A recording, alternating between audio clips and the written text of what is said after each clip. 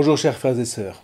Alors aujourd'hui, vendredi saint, depuis hier soir, nous sommes entrés dans les 3 jours saints, le triduum comme on dit, qui commence par le dernier repas du Seigneur avec ses disciples, le jeudi soir, c'est-à-dire en fait le vendredi, puisque pour la Bible, une journée ne commence jamais le matin, mais le soir, au coucher du soleil. Et là, le symbole est fort parce que, avec cette conception du jour, on vit une réalité très belle. C'est-à-dire que le jour commence dans la nuit, mais c'est pour finir dans la victoire de la lumière. Donc, hier soir, nous étions déjà vendredi, premier jour du Triduum pascal au cours duquel ce repas se prolongera par la Passion. Comme pour ne faire en fait qu'une seule et même réalité du vendredi. Ce soir, nous entrerons donc dans le samedi saint, le deuxième jour, un jour entier de silence, de sidération, comme si la respiration du monde suspendait son cours. Et je vous lirai demain le grand texte du samedi saint, qui est une magnifique méditation de ce jour étrange, puisque sans lumière. Non que la lumière ait disparu, mais elle est entrée dans les ténèbres de la mort, qui ont cru pouvoir la retenir, mais ça n'était que folie. Et puis, samedi soir, nous fêterons le surgissement de la lumière hors des ténèbres définitivement vaincues. Ce sera le 3e jour. Mais pour l'heure, eh bien, nous voici dans le vendredi saint. Un vendredi saint bien particulier, puisque nous ne pourrons ni assister ensemble au chemin de croix, ni participer ensemble à l'office de la Passion, comme tous les ans. Et pourtant, voyez, ce vendredi saint 2020, le vendredi saint du manque, en quelque sorte, restera plus dans nos mémoires que tous les précédents qui s'inscrivaient dans le fond dans une espèce de norme. Au point qu'on se donnait parfois un peu de mou. Ah, pas trop de temps cette année, pas trop envie. Ah, on ira l'an prochain. Autre chose à faire, ailleurs, plus tard. On verra. Et pourtant, un seul être vous manque et tout est dépeuplé, disait le grand Lamartine. Et surtout, on se rend compte de sa valeur, à côté de laquelle on passait sans se dire que peut-être un jour, il ne serait plus là. Alors, on essaye de pallier. Vos prêtres font tout ce qu'ils peuvent et comme ils peuvent pour être présents sur Internet, par vidéo notamment, sauf que ça marche pas toujours très bien parce que faut faire avec les moyens du bord et que tout le monde n'a pas un studio professionnel à sa disposition pour filmer et pour diffuser nettement et sans coupure intempestive. Et puis, il y a des fois où ça ne marche plus du tout. Hier, au moment de l'enseignement du matin, allez, une erreur de manipulation, pouf, plus de son. Gloire à Dieu. Et puis le soir, plus de réseau. J'avais demandé au Père Paolo de présider et de prêcher, ce qu'il a fait d'ailleurs magnifiquement, pour 5 personnes de l'Assemblée.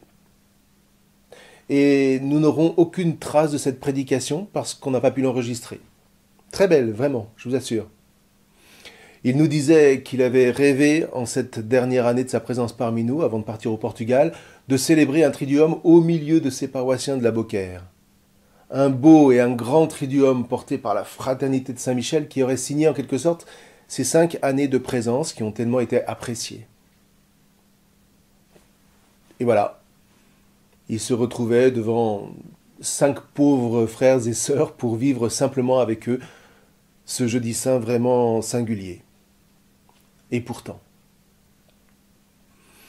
Alors certains d'entre vous savent que je suis plutôt spécialiste de l'Ancien Testament, donc spontanément je pensais à Moïse, qui a mené son peuple pendant 40 ans dans le désert, et Dieu sait que ça n'a pas été simple, mais à qui le Seigneur a imposé de ne pas entrer sur le sol de la Terre Sainte, qui pourtant a motivé toute cette marche de libération.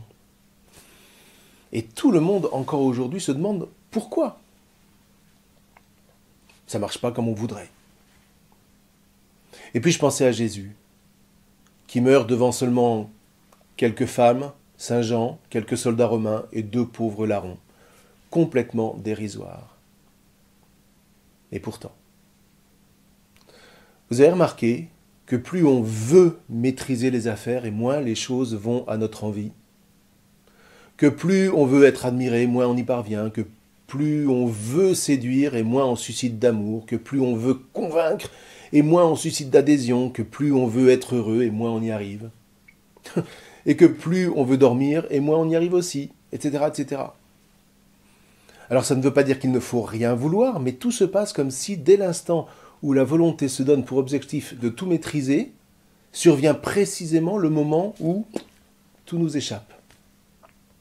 Peut-être que ça peut marcher un temps. Depuis la dernière guerre mondiale, le monde s'est cru capable de s'affranchir de Dieu et de tout baser sur les flux d'argent et sur le cours du pétrole. Ça a marché un temps. Et encore, pour une toute petite frange de l'humanité qui s'est octroyé son confort sur le dos de tous les autres qui se sont retrouvés en position d'esclaves. On a cru pouvoir tout exploiter et on a créé un continent de plastique dans les océans, entre autres. Et puis bang, un tout petit coronavirus et tout part en peau de chagrin. Tout ce qu'on croyait maîtriser nous échappe. On voulait être calife à la place du calife, on voulait être Dieu à la place de Dieu. Et voilà qu'aujourd'hui, on fait mémoire d'un pauvre type qui précisément n'a pas cherché à tout maîtriser. Et c'est peut-être là sa leçon la plus essentielle. Qui s'est mis à l'écoute de ses pères, de Moïse notamment, entre autres, dont il nous a livré la substance qui animait toute son action. En fait, la charité. La charité qui consiste à vouloir ne pas pouvoir, pour ainsi dire. À sortir de ce que Romain Graziani appelle l'éthique musculaire. Par exemple, aujourd'hui, voyez, on entend partout « Pour être heureux, il faut le vouloir ». Et pourtant, un homme comme Viktor Frankl, un grand psychothérapeute qui avait traversé les camps de la mort nazie, disait que le succès ou le bonheur ne sont jamais des choses qui se poursuivent pour elles-mêmes, parce qu'elles surviennent toujours comme les effets secondaires d'actions qui visaient un tout autre but.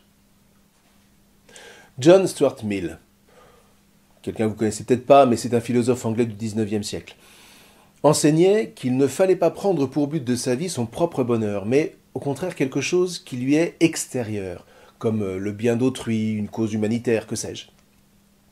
Quelque chose en tout cas de l'ordre de la charité, c'est-à-dire gratuite, qui ne vise pas à se faire du bien à soi, à se satisfaire, mais à se donner d'abord, sans rien espérer de retour. Alors vous voyez, précisément, la foi, la gratitude, ou l'amour même, font partie de ces réalités que la seule tentative délibérée de les réaliser par la seule volonté rend impossible. Alors attention, il ne s'agit pas d'abdiquer sa volonté propre, à moins qu'elle soit réduite à une volonté de toute puissance, mais ça c'est autre chose. Il s'agit en fait de remettre sa volonté dans les mains d'un autre que soi. Et ça s'appelle l'amour, ça s'appelle la charité. En l'occurrence dans les mains de Dieu, pour aller jusqu'au bout du don de soi dans la charité. Et en ce qui concerne Jésus, savoir prendre sur lui, porter le péché qui règne dans le monde. Voilà un but tout autre que de vouloir être heureux à tout prix, ou de prétendre imposer une idéologie au monde, de vouloir séduire, de vouloir s'en sortir, que sais-je. Alors aujourd'hui, voyez, je contemple Jésus, cet homme sur la croix qui s'est entièrement donné, dont le seul objectif était de rester uni à son Père. Alors rien n'est allé comme les apôtres l'auraient voulu. Voilà d'ailleurs ce qu'ils auront tant de mal à comprendre avant la Pentecôte et l'effusion de l'Esprit Saint. En tout cas, l'objectif de Jésus n'était pas lui-même, il était ailleurs, dans l'amour du Père et dans l'amour des siens. C'est tout. Mais c'est tout au sens fort du terme, comme sainte Thérèse qui dit « je veux tout ». Et là, ma foi, il n'y a qu'un chemin, et c'est la charité, comme seul objectif. L'oubli de soi pour l'autre, tel qu'il est, pas beau, pas performant, agaçant, malade même. Et puis recevoir comme une grâce ces moments de bonheur qui n'ont rien à voir avec le bien-être, mais qui émanent de ce sentiment d'être à la bonne place, au bon moment, dans le monde. Eh bien, la place de Jésus sur la croix a ouvert le chemin de la vie à des milliards d'hommes et de femmes qui, sans lui, n'auraient fait que survivre. Du coup, le salut, la vie nous parviennent comme une grâce et font alors le bonheur de Dieu qui se révèle pleinement dans la personne de Jésus sur la croix, dans son anéantissement. Alors, est-ce un mystère ?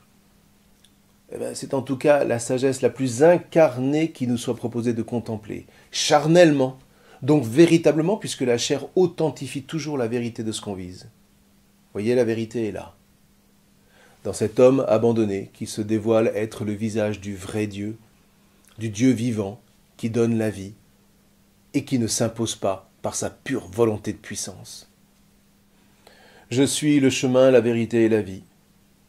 Eh bien, voyez, je vous souhaite un saint vendredi, un vendredi sur ce chemin de vie qui, n'en doutons pas, sera une source de grand bonheur, à condition que nous ne voulions pas, par force de volonté, ce bonheur.